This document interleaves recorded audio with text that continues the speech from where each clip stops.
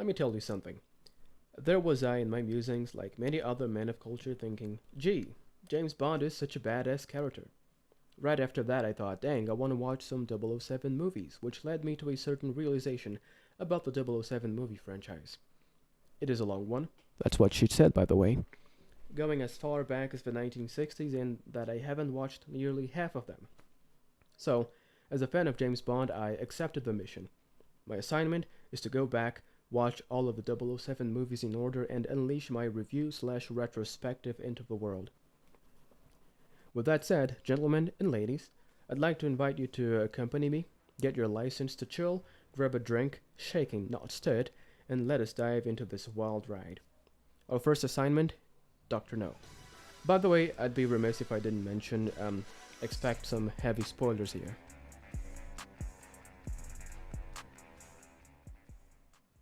We have our classic spy in a gun barrel sequence followed by the theme, and let me tell you, we gotta take a moment to appreciate how the 007 theme slaps ever since its inception. It's a theme I bet was remixed several times in different media, but it's been great since the original movie. The intro sequence continues to exude 1960ness with all these flashy colors on screen when we move on to some dancing silhouettes, and the dances, they're exactly what you would expect. It's amazing. People in the 60s really knew how to shake it. It's not the last time we'll be seeing people dancing in a very interesting fashion, by the way. The intro flows into more silhouettes. Now the three blind mice gang, walking about until they reach a private club where a 006 agent named Strangways leaves his table and his game only to get shot down by the three fellows who have a pretty good aim despite pretending to be Matt Murdock. After gunning down the 00 agent, the trio goes on to handle his secretary and steal some files. Back in London, it becomes clear for the team they can't contact Jamaica, and that leads to James Bond being called to investigate while he's having some fun playing Chemin de Fer. Fun fact, Chemin de Fer is a French card game derived from Baccarat, which is an Italian game. Mamma mia! Here we have our very first Bond. James Bond. Afterwards, our boy is handed a business card, which means you gotta get back to work. Wonder if James Bond has to punch in. What about calling in sick? Can a secret agent do that? Like, I'm sorry sir, I can't invade the secret base of a wannabe dictator today because I'm a bit under the weather. You know, it was not because I had one too many martinis, mind you, because, I didn't. Well, I digress. After a little bit of flirting with Miss Trench, Bond hands her a business card and tells her his number is in the back. That's fine, but what is the business in the business card? Like, I'm a secret agent, here's my business card, you'll find my number and the address of my secret agency. Of course, that's probably not the case, but it's funny to think of handing out a business card telling people about your secret job. Well, anyway, let's move on. James goes back to his boss's office and reintroduced to Miss Moneypenny, who Bond has no compunction about flirting with. Inside his boss's office, I was surprised to learn that man is in fact M, because I'm so used to seeing M being portrayed by Judi Dench. So M gives Bond the rundown of the situation regarding Strangways and his secretary's sudden disappearance in Jamaica, aside from explaining what he was doing there.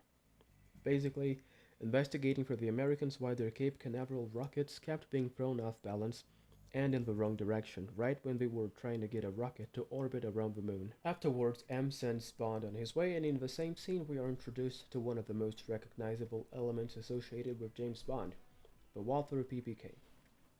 M asks the armorer, who is Q by the way, to bring James the new handgun, and they both join forces to diss the Beretta Bond uses to carry with him. Better again. I've told you about this before. You tell him. It's nice and light. In a lady's handbag. After having his Beretta replaced by the Walther PPK, the boss interferes with the usual banter between Bond and Moneypenny. Oh, Miss Moneypenny. Forget the usual repartee. 007's in a hurry. Come on, man. Your boy isn't even allowed to flirt with his co-worker before going out on a mission. Bond comes back to his place to discover it was invaded by Miss Trench, whom he met before. She's now, properly dressed for some golf, and she's adapted keeping an eyebrow higher than the other. Take that, Dwayne Johnson, the lady did it first.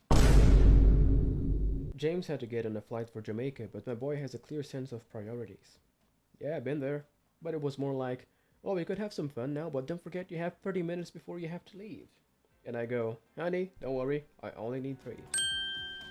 Bond arrives in Jamaica and is received by a suspicious fellow claiming to be his driver sent by the government. Knowing something sus is afoot, Bond first makes a call to ensure it is a trap, to then get caught in it. At least he is intentionally getting caught in a trap. James Bond throws hands and beats the driver, who proceeds to bite a cyanide-flavored cigarette, then says, "Hail Hydrate." Not kidding. He says to hell with you. Back at the government house,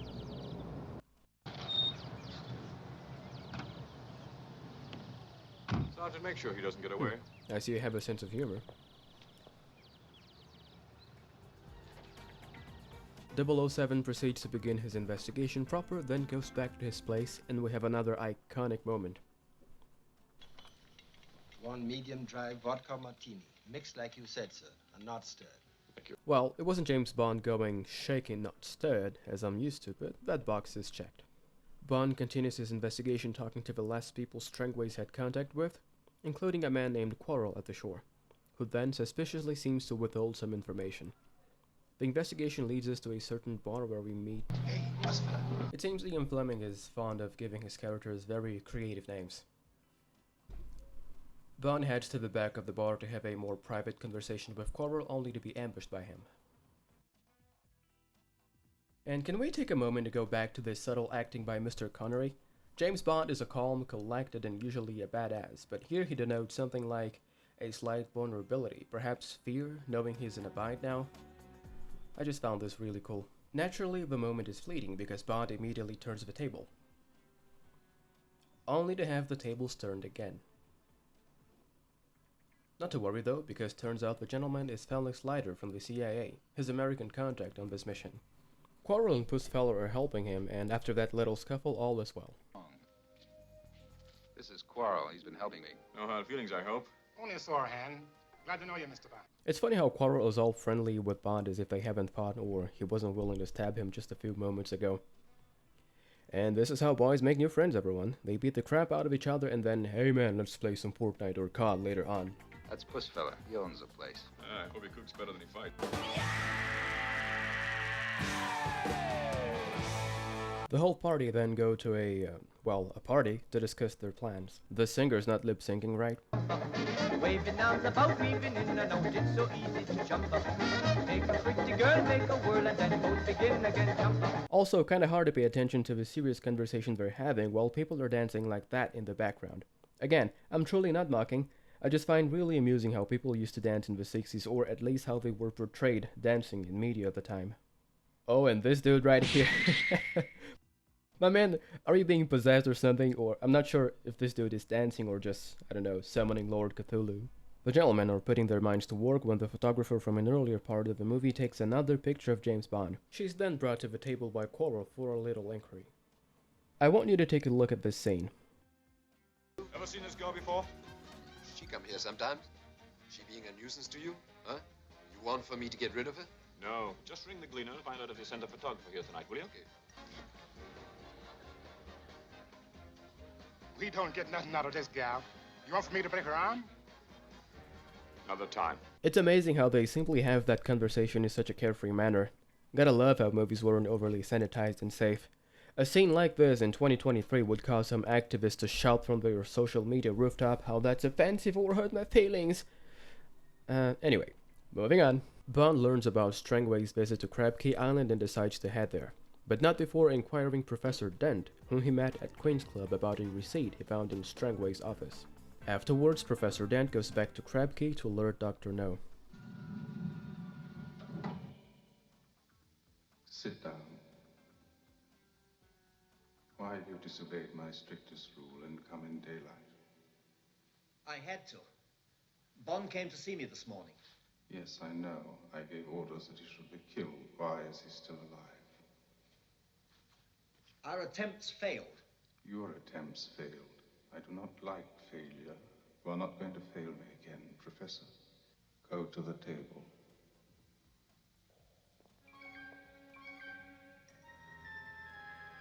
Pick it up. I wonder if some people assume the older the movie, the greater the chase factor. I personally don't think that's necessarily the case. I, yes, was expecting some cheesiness in Dr. No, but no. I'm pleasantly surprised by how the movie feels serious enough along with the charming moments. Of course, we'll get a better idea of how much cheese is in the older 007 movies in the next videos, but I'd say this is a good scene that easily establishes Dr. No as a man who is feared by all those who work for him. The way he speaks and also the fact he doesn't even show up to talk to his underlings gives him an air of mystery. His dialogue especially helps make him a menacing figure, even if up to this point we haven't seen him yet. Bond goes back to his room only to be ogled by the receptionist and then sexually harassed by a spider. Spider-Man, does whatever a spider can. Spins a web, any size, catches thieves, just like flies. Look out, here comes the Spider-Man. Is he strong? Listen, bud. But he ain't having none of that.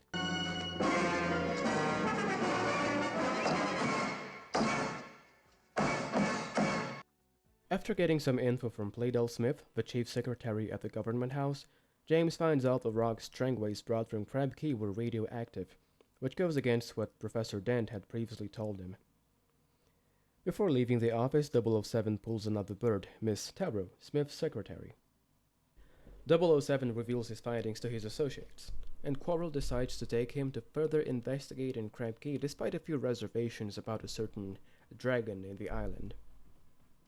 While driving to his date, Bond shakes off some pursuers with some mad driving skills.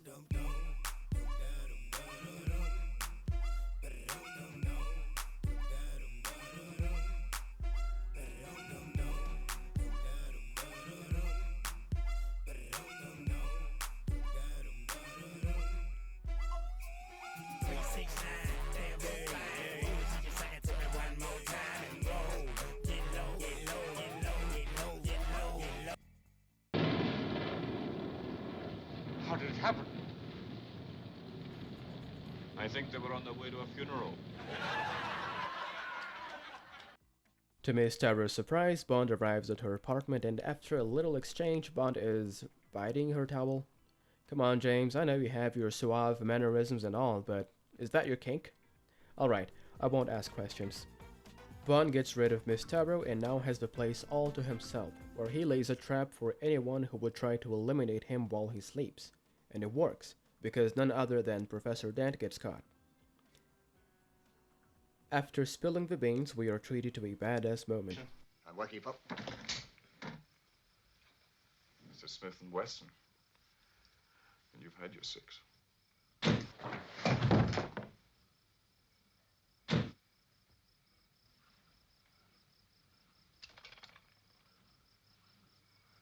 James Bond and Quarrel finally head to Crab Key while Leiter hangs back. In the island, we have one of the most recognizable scenes in cinema and the first ever Bond girl. Make Hulu loops underneath the mango tree. Make Hulu loops soon. La da da dee da da dee, honey and me. Underneath the mango tree, my honey and me. Who's that? Gosh, I'm so glad the scene didn't turn into a musical. They have a little exchange. What are you doing here? Looking for shells? No, I'm just looking. I bet he's looking for something else. I promise I won't steal your shell. I bet you want to steal something else, Bond. I can assure you my intentions are strictly honorable. Yeah, of course they are. We find out her name is... Ryder. Right of what? Honey Ryder. Interesting name. After surviving an attack from the island guards, Bond and Honey get to chat a little more while hiding until nightfall. There was this man who owned the place where we were living. He let me stay on for a while without paying. Then one night he came up to my room. Well, you know. I scratched his face, and then... But he was stronger than I was. And what happened after that? I put a black widow spider underneath his mosquito net. A female, and they're the worst. It took him a whole week to die. What did I do wrong? Well, it wouldn't do to make a habit of it.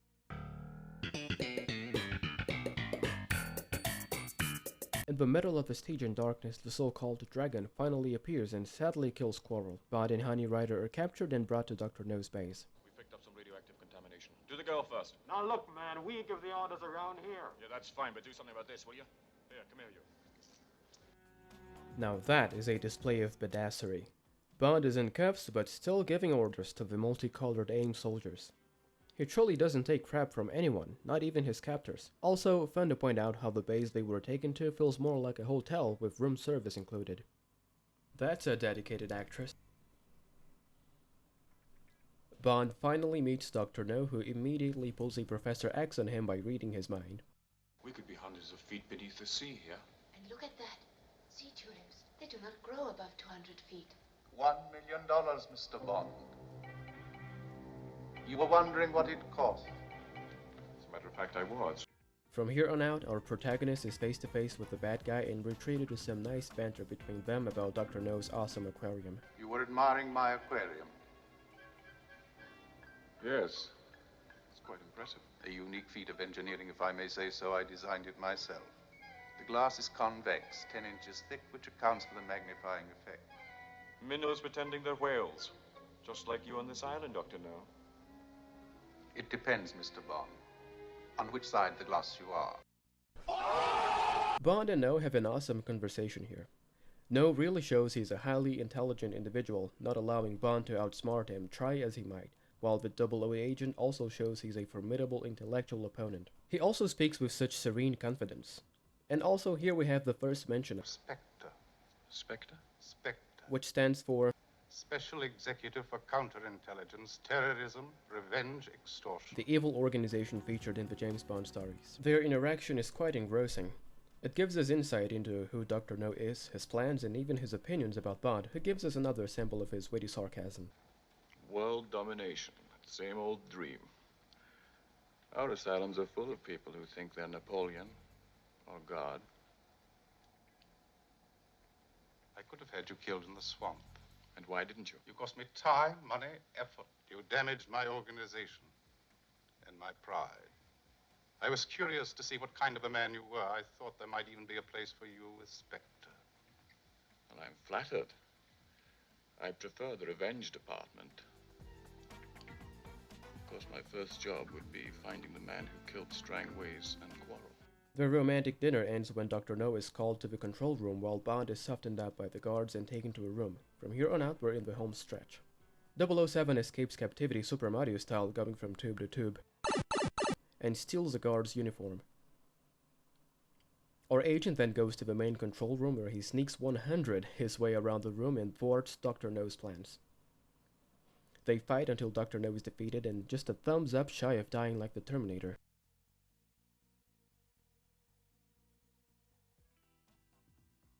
Bond finally prevents the villain from toppling the rocket the Americans were so intent on orbiting around the moon. Bond and Honey Rider escape the base on a boat just before the whole thing is blown to bits. While they're making out, stranded in the middle of the ocean, Leiter arrives and gives them a tow.